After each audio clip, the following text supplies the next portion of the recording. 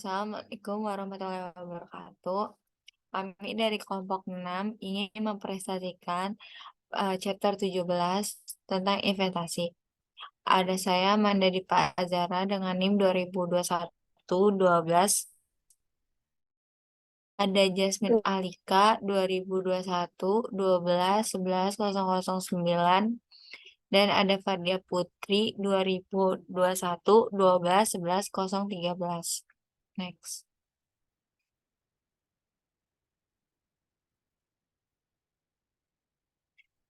Di sini ada akuntansi untuk aset keuangan, di mana aset keuangan itu terdiri atas kas, investasi ekuitas di perusahaan lain, atau misal saham biasa atau saham preference.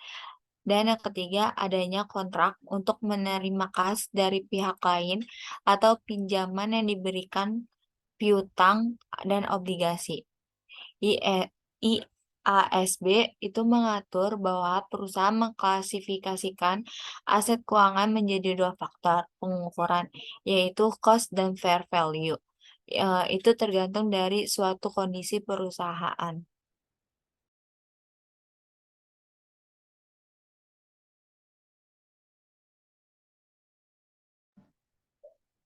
Basic pengukuran IFRS menetapkan perusahaan mengukur aset finansial berdasarkan dua kriteria. Yang pertama, modal perusahaan dalam pengelolaan aset keuangan, dan yang kedua itu karakteristik kontraktual cash flow dari aset keuangan. Hanya investasi dalam utang seperti piutang, pinjaman yang diberikan, dan investasi obligasi yang memenuhi dua kriteria tersebut dan dicatat berdasarkan kas yang diamortisasi. Investasi dalam utang lainnya dicatat dan dilaporkan sebesar fair value.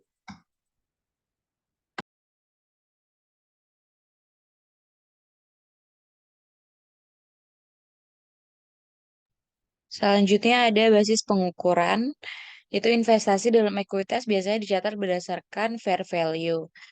Di sini ada summary of investment accounting approaches. Type of investmentnya yang section 1 untuk debt.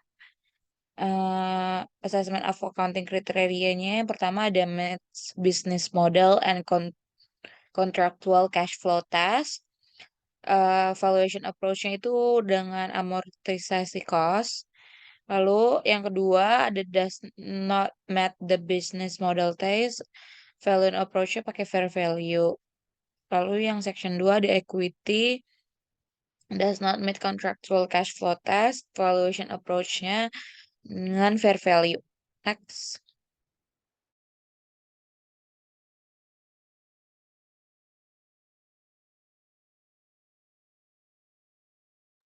Selanjutnya ada dari type of investment, adanya investment of accounting criteria dan value operasi. Dan di mana yang tipe of investment ini ada debt, di mana main business model, hold for collection, and contractual cash flow not meet the business model test. Nah, di mana dia mengandung adanya amortization cost dan fair value. Sedangkan untuk equity itu dia atas does not meet contractual cash flow test. Dia hanya terdiri atas fair value-nya aja.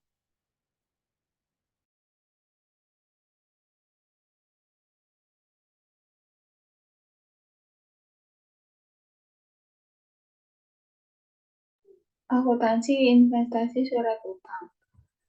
Yang pertama itu ada debt investment. Terus selanjutnya itu business model test, help for collection. Itu bisa yes or no. Kalau yes itu karakteristik of the financial asset test, contractual cash flow. Itu bisa yes or no. Terus no-nya itu ada fair value through income. Terus bisa yes, fair value option. Terus yes lagi ke fair value through income. Terus dari fair value option itu ada no ke amortis cost.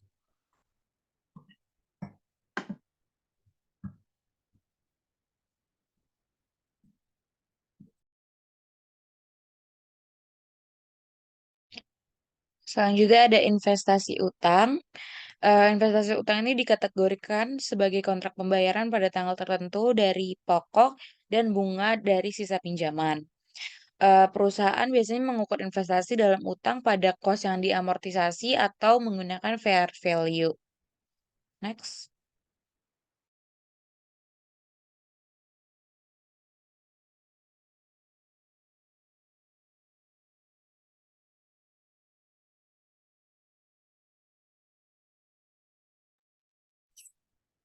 Di sini ada dari contoh ilustrasi pada tanggal 1 Januari 2011.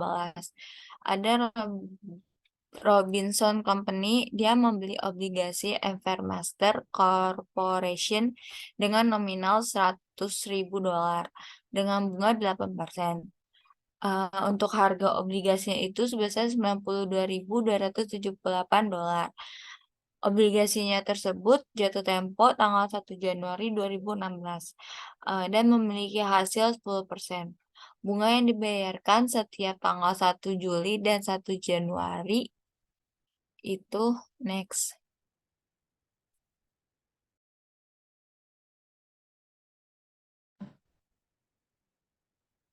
Selanjutnya itu apa investasi obligasi pada nilai cost yang diamortisasi.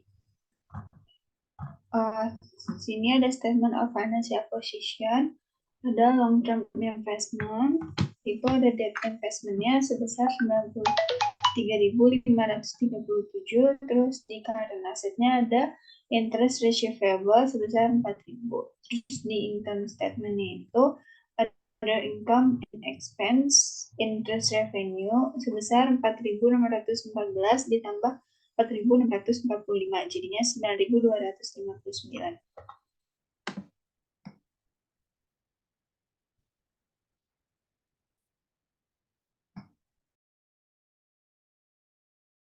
Selanjutnya ada ilustrasi selanjutnya. Bila Robinson Company menjual obligasi Evermaster pada 1 November 2013 pada kurs 99,75 plus bunga berjalan. Next.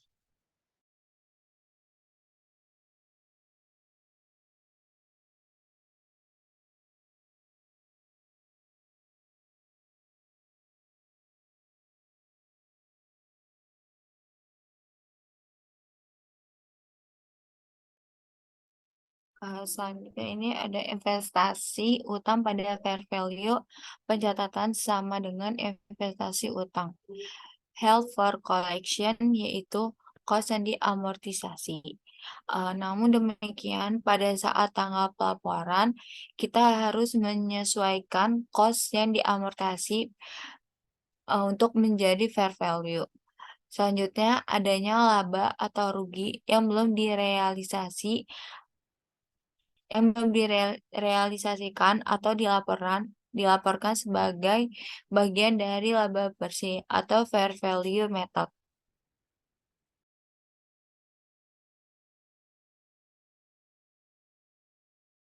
Selanjutnya ada ilustrasi lagi pada tanggal 1 Januari 2011, Robinson Company membeli obligasi Evermaster Corporation dengan nominal 100.000 dolar. Bunganya 8%. Harga beli obligasinya itu 92.278. Lalu obligasinya jatuh tempo 1 Januari 2016 dan memiliki hasil 10%. Bunga dibayarkan setiap tanggal 1 Juli dan 1 Januari. Pencatatan sama dengan kas yang diamortisasi.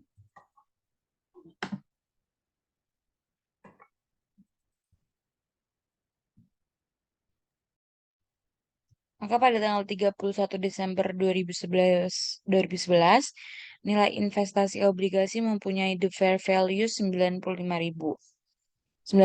dolar.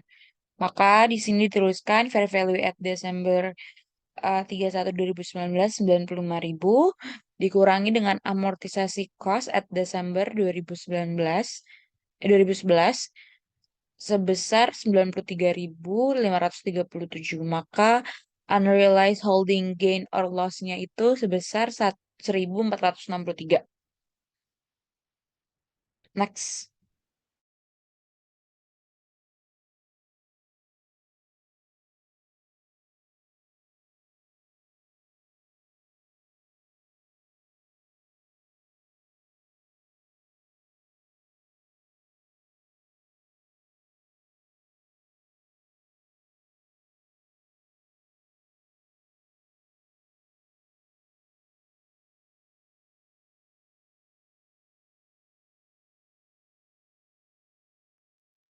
Di sini ada investasi utang fair value,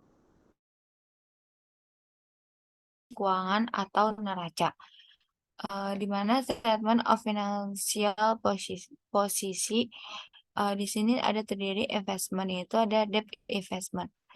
Debt investment itu sebesar $95.000, dan untuk current asset itu ada akun interest receivable di mana ada $40.000. Untuk akun income statement, dia itu ada akun dari other income and expense, yaitu ada interrevenue. Untuk menghitung interrevenue, kita dapat $4.614 ditambah dengan 4.645. Maka untuk dapat interest revenue itu sebesar $9.259, dan unrealized holding gain atau loss itu sebesar $1.463.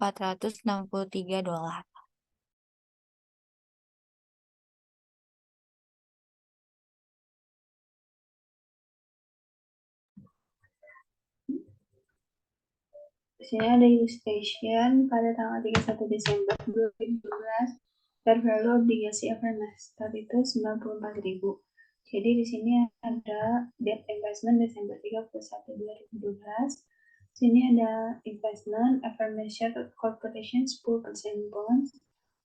Terus di amortisasi cost-nya sebesar 94.925.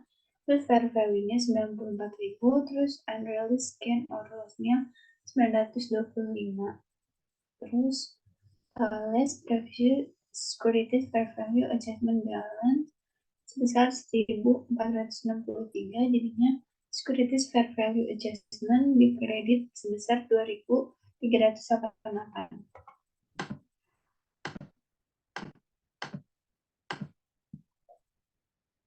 Jadinya laba rugi yang belum direalisasi income-nya sebesar 2.388. Terus di kreditnya penyelesaian nilai pasar sekuritas sebesar 2.388. Next.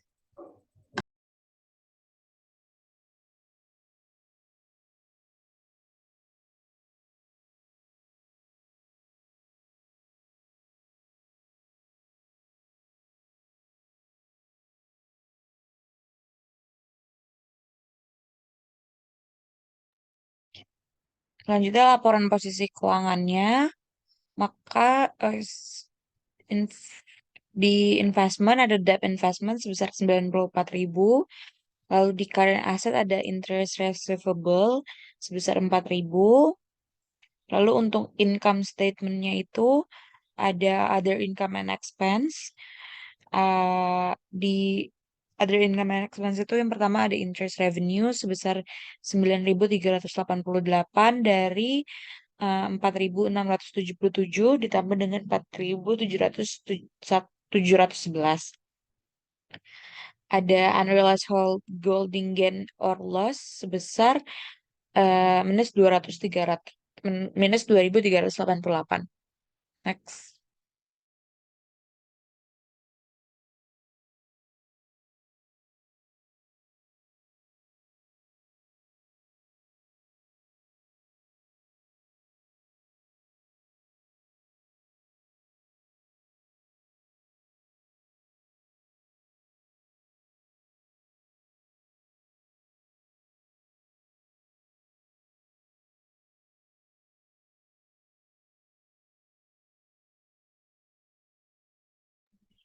Selanjutnya ada ilustrasi dari tanggal 1 November 2013, di mana Robinson menjual investasi obligasi Evermaster dengan harga 99 3/4 bunga yang berjalan.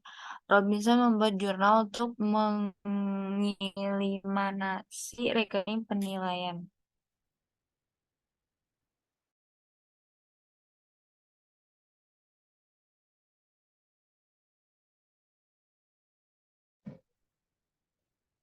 Ada income effect on debt investment 2011 sampai 2013. Sini ada fair value Terus interestnya sebesar 9.259, gain on sale-nya 0, unrealized gain loss-nya 1.463, terus totalnya jadinya 10.722, terus interest yang kedua itu 9.388, gain on sale-nya 0, unrealized gain loss 88, terus totalnya 7.000. Terus interest yang ketiga itu 7.935, terus gain on sale-nya itu 3.557, unrealized gain loss-nya itu 925, terus totalnya jadinya 12.417, terus interest-nya di total jadinya 26.582, terus gain on sale-nya itu 3.055, unrealized gain loss-nya itu 0, terus totalnya jadinya 30.139.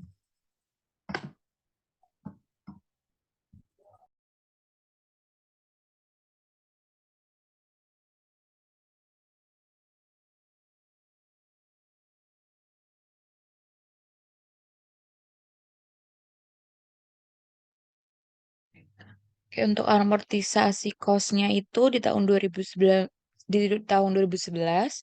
interestnya sebesar 9.259, gain on sale-nya 0, unrealized gain-nya yang loss-nya itu 0, maka totalnya 9.259.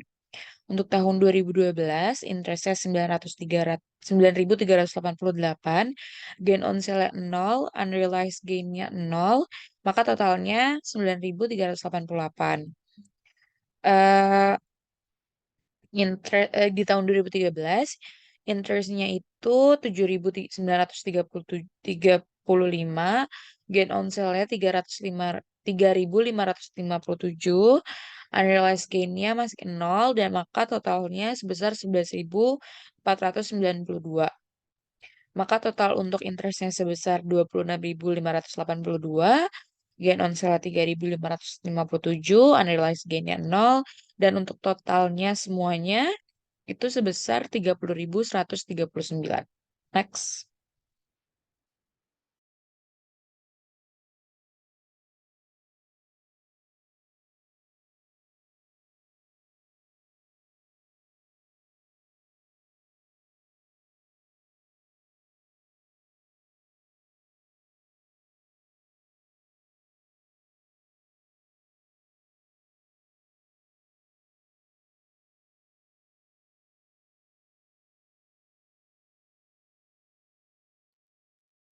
Selanjutnya ini ada ilustrasi sekuritas portofolio di mana ada web korporasi membiayai investasi dalam dua surat catat menggunakan fair value. Berikut ini itu data dan investasinya.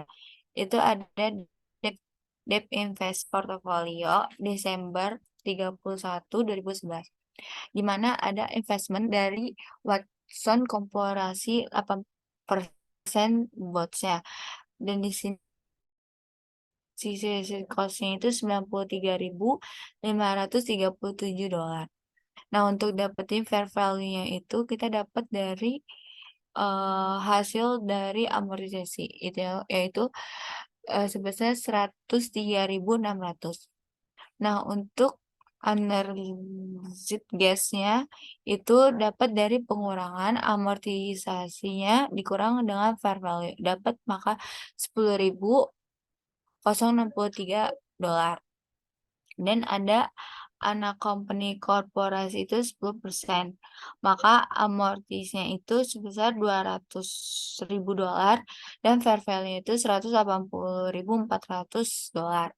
Maka untuk underlease-nya itu kita dapat kurangi dari dari $200.000 dikurang dengan $180.400, maka dapat 19.600.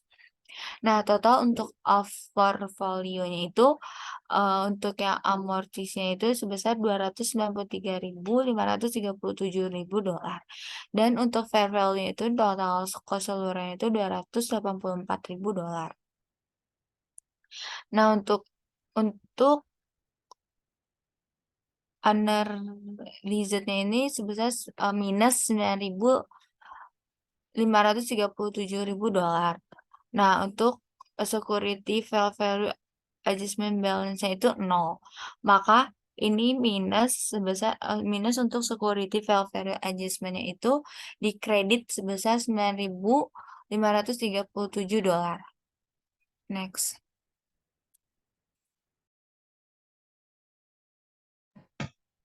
Illustration, penjualan investasi utang, Web Corporation menjual obligasi Watson pada tanggal 1 Juli 2012 dengan harga 90.000. Pada saat itu nilai bukunya 94.214.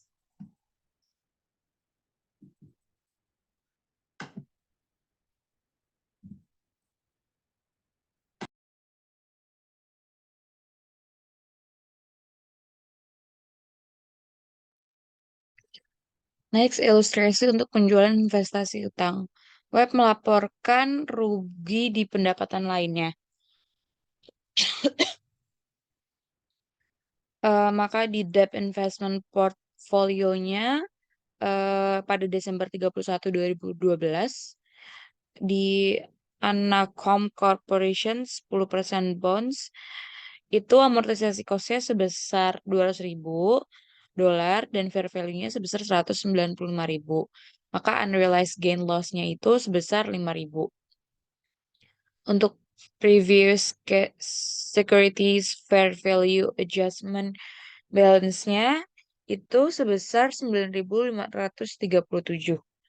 Maka securities fair value adjustment-nya dikurangi, maka hasilnya 4.537. Next.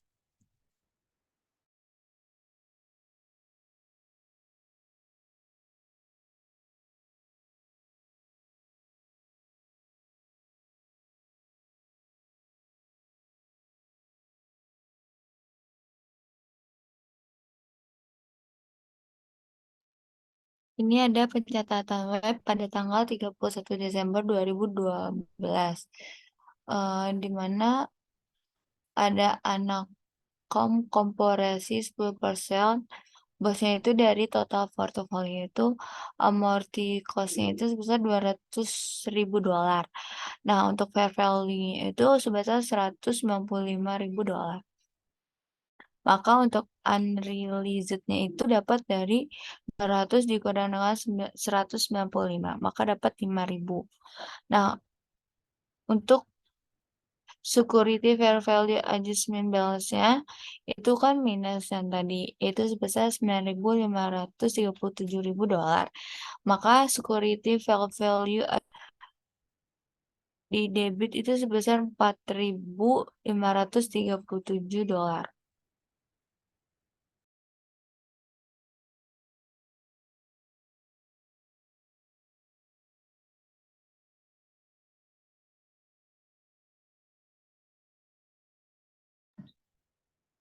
Penyajian laporan laba ruginya itu statement of financial position, investmentnya, debt investment, fair value-nya besar 195.000, terus current asset-nya ada interest receivable, terus di income statement-nya itu ada other income and expense. Akun itu yang pertama interest revenue, yang kedua loss on sale of investment, yang ketiga unrealized gain or loss.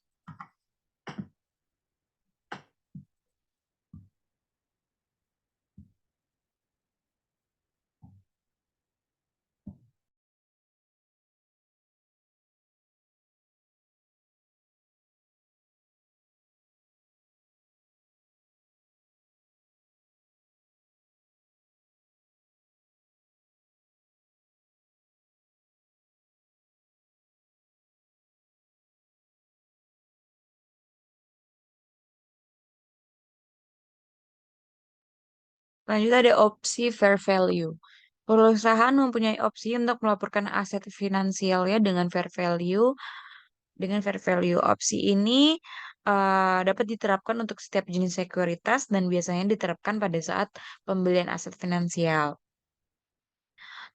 Bila perusahaan memilih menggunakan opsi fair value, harus dilakukan secara konsisten sampai kepemilikannya tidak ada.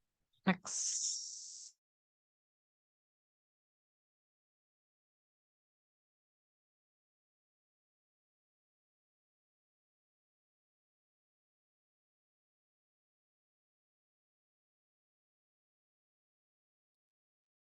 Selanjutnya ini ada ilustrasi lagi dari Herdi Company.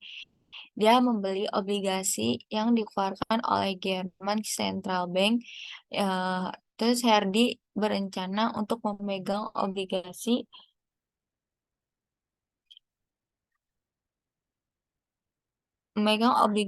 sampai tanggal jatuh tempo selama 5 tahun. Pada tanggal 31 Desember 2011, nilai yang diamortisasi itu sebesar 100.000 euro dan mempunyai fair value-nya itu sebesar 113.000 euro. Bila Hardy memilih untuk menggunakan opsi fair value, maka pencatatan pada tanggal 31 Desember 2011 yaitu next.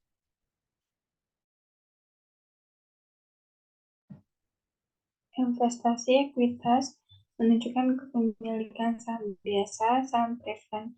Pertama, cost income price of the security. Broker commission and fees are recorded as expense. The degree to which one corporation or interest in the common stock of another corporation invests generally determine the accounting treatment for the investment subsequent to acquisition.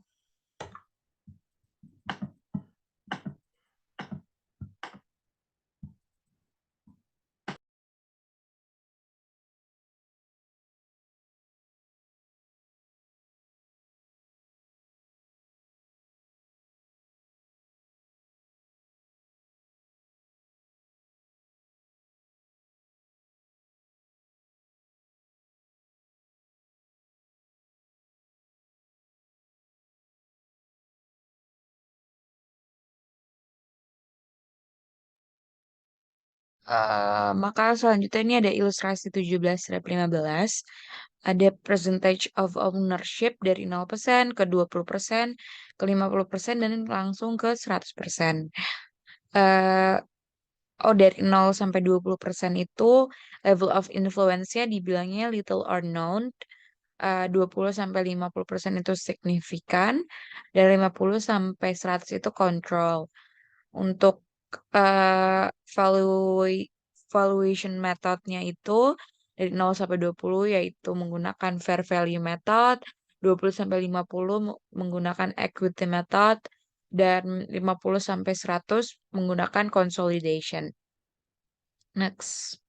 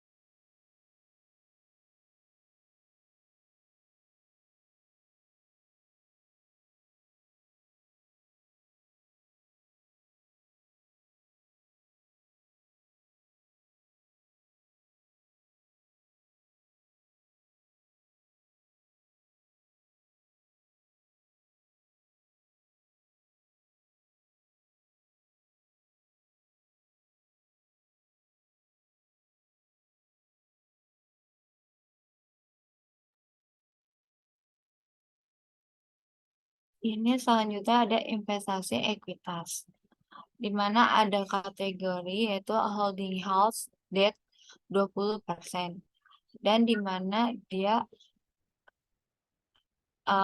yang pertama itu trending.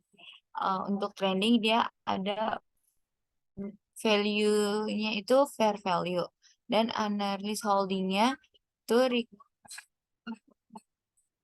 itu diakui atau diajak di jaringan dividen atau yang diumumkan pada penghasilan dari penjualan. Nah, untuk yang kode ini non-trending, yaitu fair value atau nilai wajar, di mana dia diakui dalam lainnya atau dividen yang diumumkan untuk dijual dan dibeli. Nah, biasanya untuk dividen ini pendapatan yang diumumkan atau yang jual beli luas itu pendapatan dan sebagai komponen yang terpisah dari ekuitas. Nah, holding between itu 20% dan 50%. Ini ada ekuitas dan dia tidak diakui. Biasanya proporsionalnya itu bersih dari investment dan penghasilan. Dan untuk holding more-nya atau pemegang lebih banyak dari 50%. Itu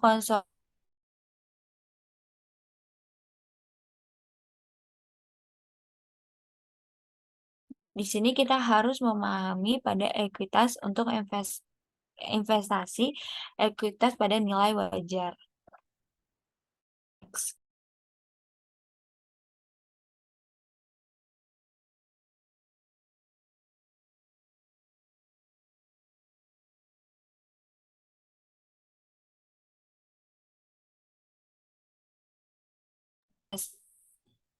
Investasi ekuitas dengan fair value. Investasi sekuritas jangka pendek untuk diperjualbelikan disebut FVTPL. Fair value through profit or loss. Pencatatannya pertama, investasi dicatat berdasarkan fair value. Yang kedua, mencatat laba rugi yang belum direalisasi laba.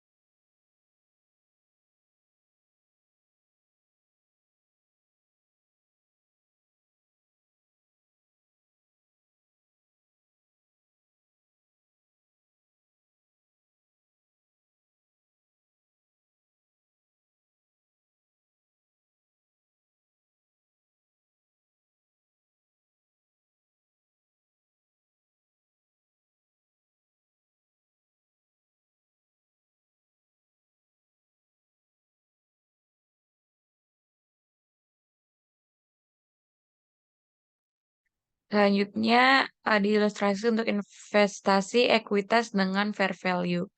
Tanggal 3 November 2011, Republic Corporation membeli saham biasa 3 perusahaan. Investasi terhadap setiap perusahaannya kurang dari 20%. Maka untuk total cost-nya, Burberry sebesar 259.700, untuk Nestle sebesar 317.500, untuk Saint Regis Pulp Co sebesar 141.350. Maka di total hasilnya 718.550. Next.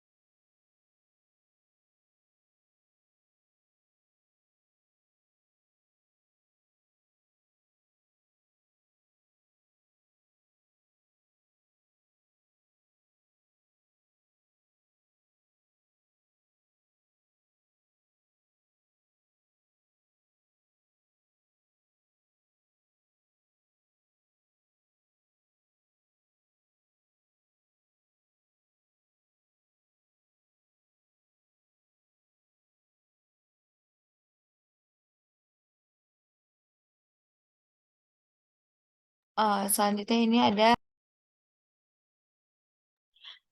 ada Republik mencatatkan investasi, yaitu ada dari Burberry, itu ada di cost yaitu sebesar 259.700 euro, dan untuk Nestle-nya itu sebesar 317.500. Sedangkan untuk Regis Pulp CO-nya itu sebesar 141.350 euro. Maka total cost-nya itu sebesar 718.550 euro. Nah, ini itu pada tanggal 6 Desember 2011, Republik menerima dividen tunai sebesar 4.200 euro dari Nestle. Next. Ini ada investasi ekuitas itu sebesar 718.550 dan kasnya itu sebesar 718.550. Nah, untuk yang tadi pada tanggal 6 Desember 2011 akan Republik menerima dividen tunai sebesar 4.200 dari Nestle. Maka masuk ke dalam kas sebesar 4.200 euro dan masukin akun yaitu pendapatan dividen sebesar 4.200.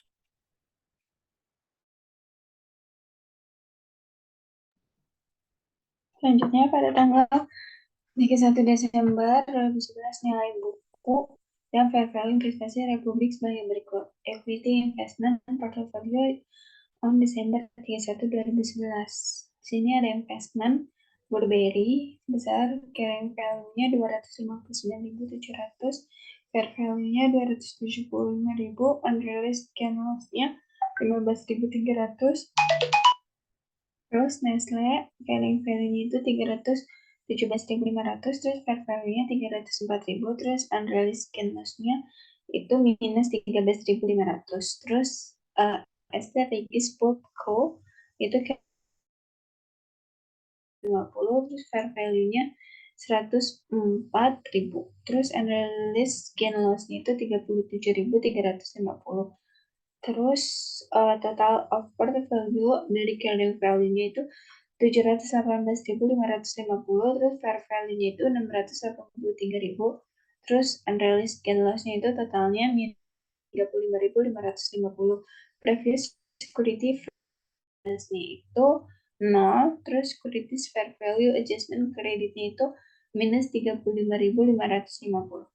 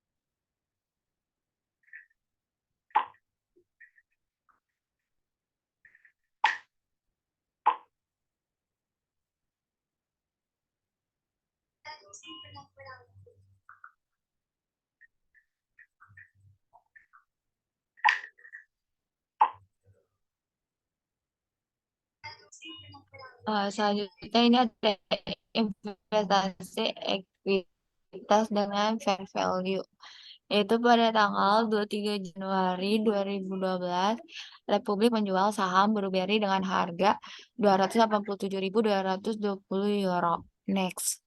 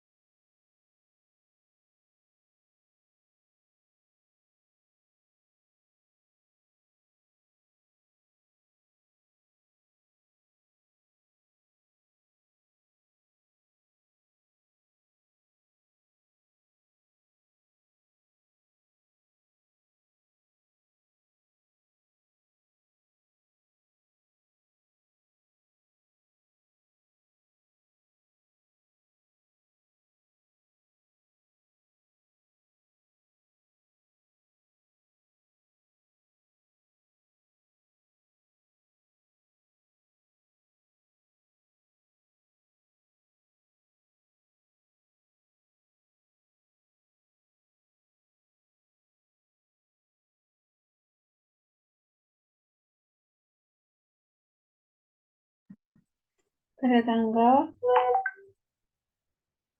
10 Februari 2012, Republik membeli saham jasa Continental Trucking dengan harga Rp255.000, 22.000 lembar, 12.000 per lembar, ditambah komisi broker Rp1.850. Investasi Republik pada tanggal 31 Desember 2012.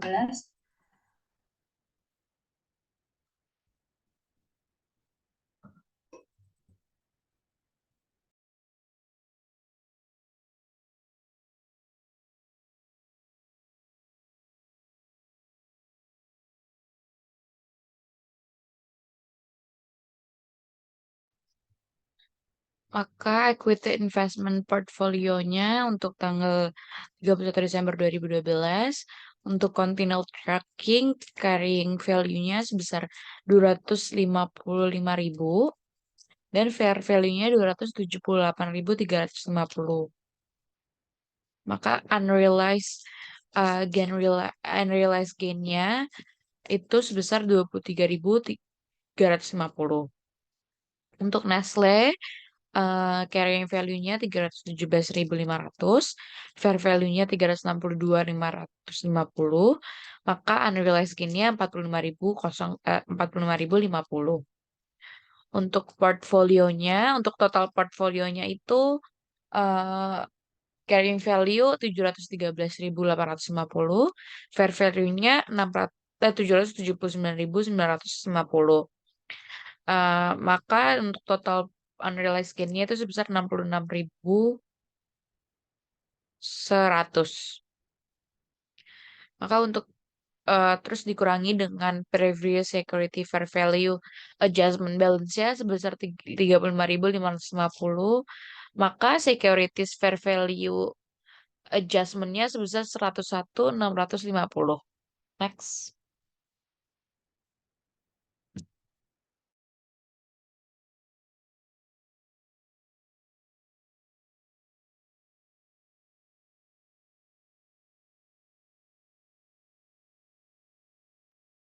Selanjutnya di sini ada contoh dari investasi ekuitas atau OCI yang Other Comprehensive Income laba komparasi lainnya. Itu untuk pencatatan untuk investasi ekuitas non-trading sama dengan investasi ekuitas trading. Kecuali untuk pencatatan laba rugi yang belum direalisasi. Pelaporan laba rugi yang belum direalisasi itu dipendapatkan memprehensif lainnya.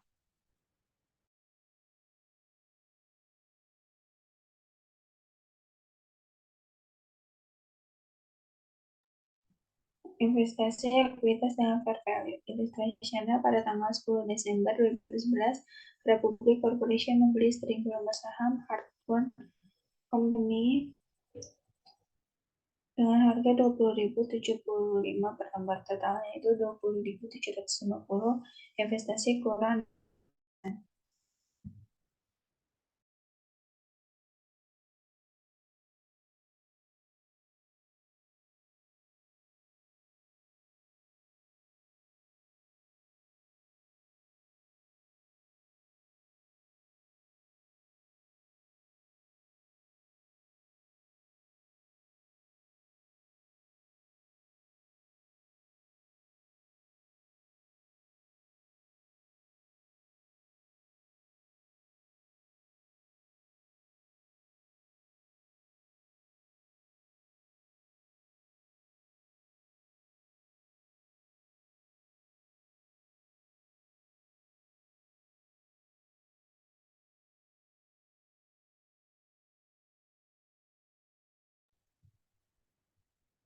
Selanjutnya ilustrasi pada tanggal 27 Desember 2011. Republik menerima dividen tunai sebesar 450 euro. Next.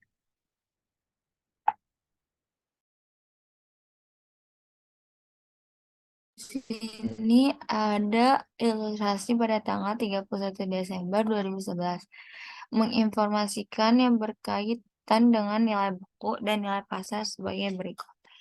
Ada non-trending equity investment, yaitu Hawthorne Company dengan carrying value itu 20.750%, dan fair value itu 24.000. Maka unrealized gain-nya itu dapetin 24.000 dikurang 20.750, maka dapat 3.250. Dan security fair value adjustment balance-nya itu sebesar 0, maka dapat security fair value adjustment itu dapat 3.250. Next. Sini ada statement of financial position. Di investment ada equity investment sebesar 24.000, terus equity accumulated other comprehensive gain 3.250, terus statement of comprehensive income itu ada other income and expense dividend revenue sebesar 450 euro, terus other comprehensive income unrealized holding gain sebesar 3.250 euro.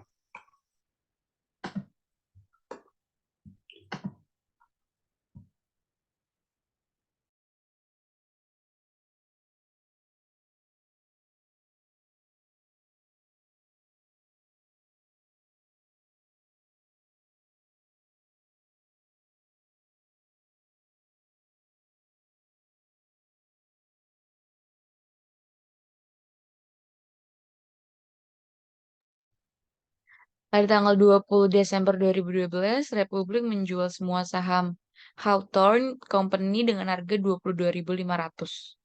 Maka net process from sale-nya sebesar 22.500 dikurangi dengan cost of Hawthorne share-nya sebesar 20.750, maka gain sale of share-nya sebesar 1.750.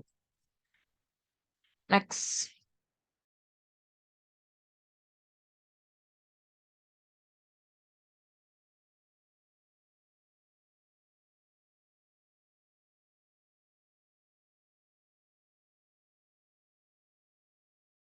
Selanjutnya di sini ada equity method, di mana bila investasi sebesar 20% atau lebih langsung maupun tidak langsung, di mana mempunyai pengaruh yang signifikan terhadap investasi. Pencatatan menggunakan metode equity.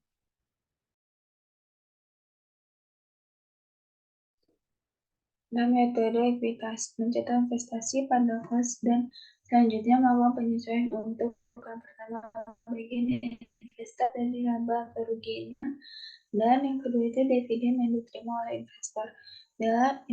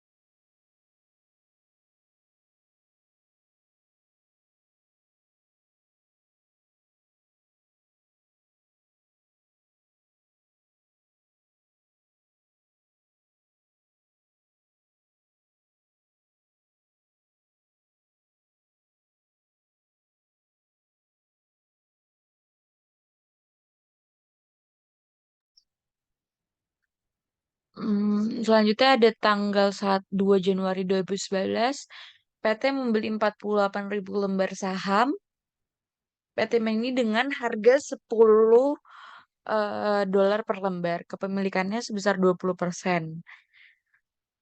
Di tahun 2011, PT Mini melaporkan laba bersih sebesar 200.000 dolar. Yang ketiga, tanggal 31 Desember 2011, harga pasar saham PT Mini 12 dolar. Tanggal 4, 28 Januari 2012, PT Mini mengumumkan dan membagi dividen 100.000.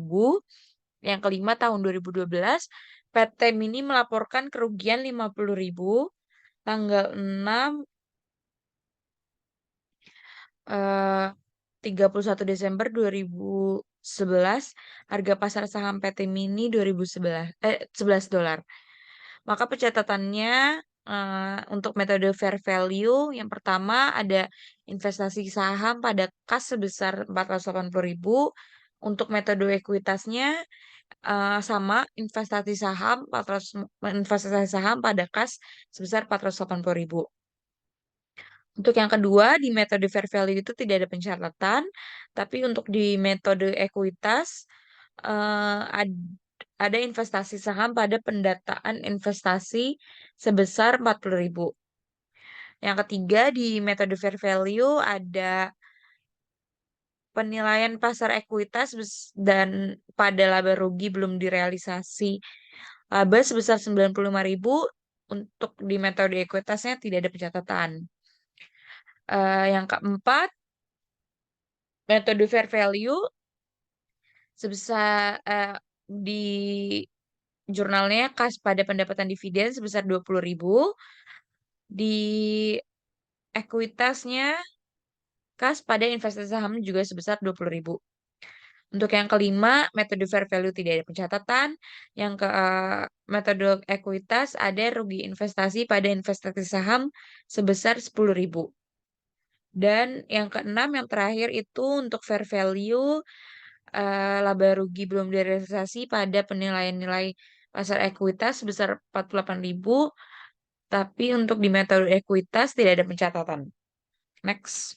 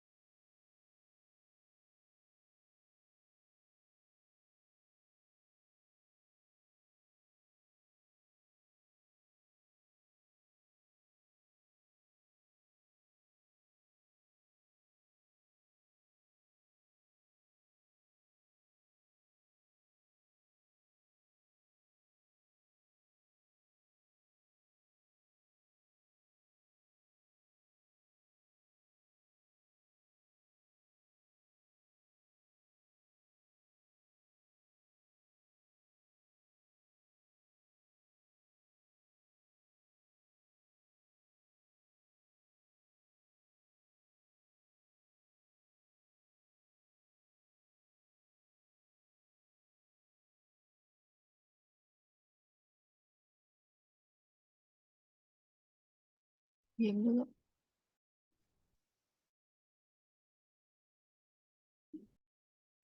Selanjutnya ada konsolidasi, yaitu dia memiliki pengendalian bila entitas memiliki hak suara lebih dari 50% terhadap entitas lainnya. Maka investor disebut dengan parents, dan invested itu disebut subsidiary. Dan investasi di subsidiary dilaporkan di laporan parent sebagai investasi jangka panjang. Sedangkan parents itu membuat laporan keuangan konsolidasi. Sekian dari kelompok kita. Terima kasih.